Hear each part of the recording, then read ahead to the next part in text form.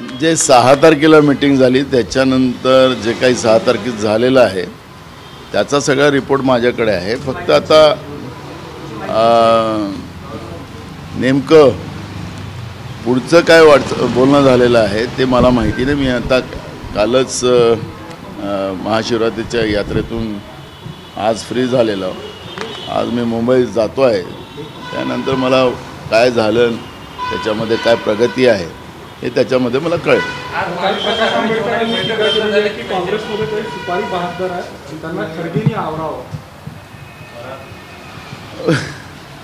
मला प्रकाश आंबेडकर मला काहीच प्रतिक्रिया द्यायची नाही.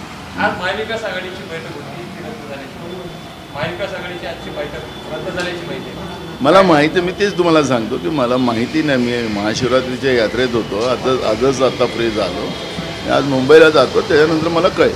काँग्रेसच्या काही सुनेत्रा पवार आणि शरद पवारांची भेट घेणार आहे. त्यांचा असा आरोप आहे की काँग्रेसमधले काही नेते त्यांना त्रास देतात. कोण? काही आमदार कोणाला? यांची भेट घेऊ. कोण? काँग्रेसचे काही आमदार राज्यातील. हे बघा, प्रभारी ते आहेत आमचे राज्याचे AICCचे. ते इथं प्रभारी असल्यामुळे जो काही संघटनात्मक चर्चा त्यांच्यासोबतच करावा लागतो. तो त्रास आहे की संघटनात्मक चर्चा आहे हे असे मुद्दे येतच राहतील. म्हणजे कोणी कोणाला संघटनेच्या प्रभाऱ्यांना भेटला म्हणून ते त्रास सांगायला गेलं तसं नाही. कारण की आत्ता आम्ही बूथ आणि BLA याच्यावर आमचं पूर्ण लक्ष केंद्रित केलेलं आहे. कालच व्हर्च्युअल मीटिंग आमचे संघटन जनरल सेक्रेटरी वेणुगोपालजींनी व्हर्च्युअल मीटिंग पूर्ण देशातल्या प्रदेश अध्यक्ष आणि आम्ही जे माणसं डेप्यूट केलेली आहेत त्यांच्यासोबत केली. त्यामुळे ही बूथ आणि BLA या सगळ्या याच्यावर आमचं लक्ष केंद्रित आहे. कारण की बूथवर निवडणूक जिंकणं ही भूमिका आता काँग्रेस पक्षाने घेतलेली आहे आणि त्या पद्धतीची आमची तयारी सुरू आहे. सुनेत्रा नाराज असून भाजपच्या तिकिटावर लढण्यासाठी त्यांची चर्चा सुरू असल्याची मुंबईमधून मला माहिती नाही त्यांच्याबद्दल. कारण की मुंबई संघटन आमचं विभागीय काँग्रेस तिकडे वर्षा गायकवाड आहे.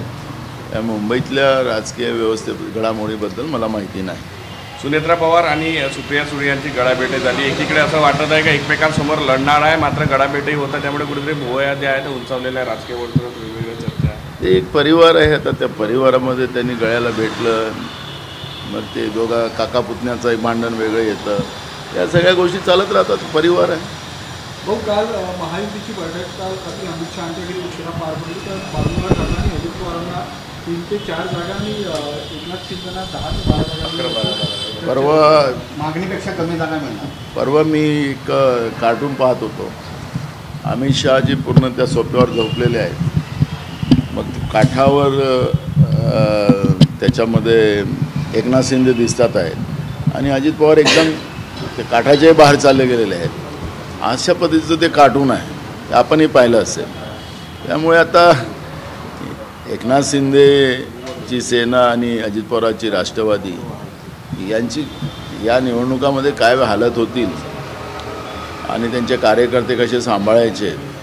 कारण की इकडे भाजपची अवस्था वाईट झालेली होती की मंत्रिमंडळात भाजपचे लोक पासिंग बांधून होते आणि परवाच्या राज्यसभेमध्येही आपण पाहिलं भाजपचे लोक पासिंग बांधून होते. पण आयात केलेल्यांना संधी देऊन टाकली. आलेल्या लोकांना मंत्रिमंडळात समावेश करून टाकलं. जे भ्रष्टाचारी लोक आहेत त्याचं आयडेंटिफाय नरेंद्र मोदींनी त्यांना केलेलं होतं की 70,000 कोटीचा भ्रष्टाचार केला. एकनाथ शिंदे आणि त्यांची सगळी टीम त्याच्या पद्धतीने त्यांच्यावर सगळ्यावर EDचं कारवाई चालू होती.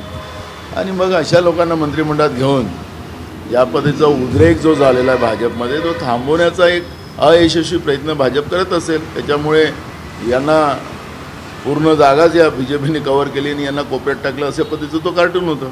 प्रकाश आंबेडकर वारंवार असे वक्तव्य का करताय? एकीकडे तुमच्यासोबत आघाडीत येण्याचा प्रयत्न होता, दुसरीकडे तुम्हाला बुरटे चोर अशा वेगवेगळ्या प्रकारे जे बोलत आहे. काय नेमकं कारण आहे? सोबत यायचं आहे की भांडण करायचं? मी त्यांच्याबद्दलची कुठली प्रतिक्रिया देणार नाही. कारण की आमचा स्वभाव असा आहे की दोस्ती करायची तर पूर्ण करायची. दोस्तीचा हातही करायचं. तुम्ही सांगितलं त्याप्रमाणे असं बोलायचं ते त्या पद्धतीच्या प्रतिक्रिया काय द्यावं हे मलाच कळत. राज्यात 28,500 कोटी रुपयांच्या रस्ते प्रकल्पाला राज्य मंत्रिमंडळाने मंजुरी दिली आहे. मात्र यावर वित्त व नियोजन विभागाने आक्षेप घेतलेला होता. महाविकास आघाडीच्या कार्यकाळात यावर बंदी देखील आणण्यात आली.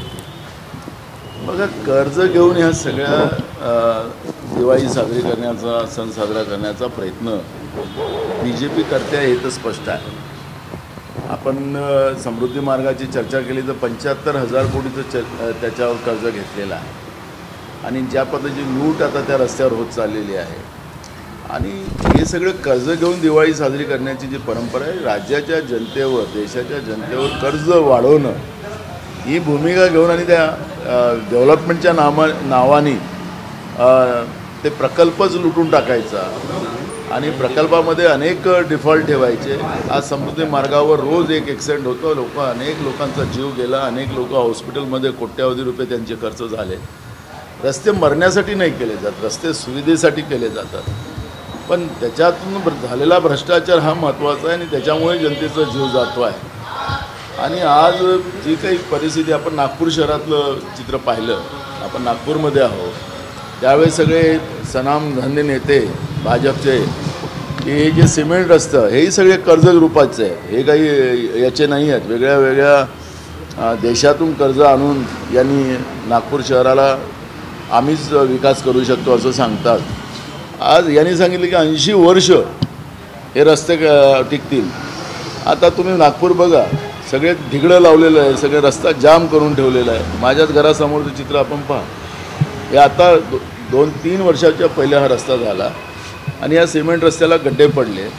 हा जो भ्रष्टाचाराचं जे फॉर्म्युला BJPने निवडलेला आहे, सिमेंटच्या नावानं सिमेंट कंपन्याकडून भ्रष्टाचार, कमिशन खाल्लं जातं, रस्त्यामध्ये कॉन्ट्रॅक्टरकडून कमिशन खाल्लं जातं आणि म्हणून त्याचे परिणाम आहेत की असे घाणेरडे रस्ते आणि लोकांचा जीव या रस्त्यामध्ये जातो आहे.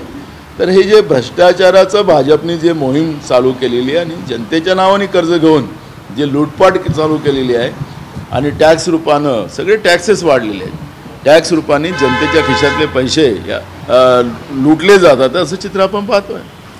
थँक्यू.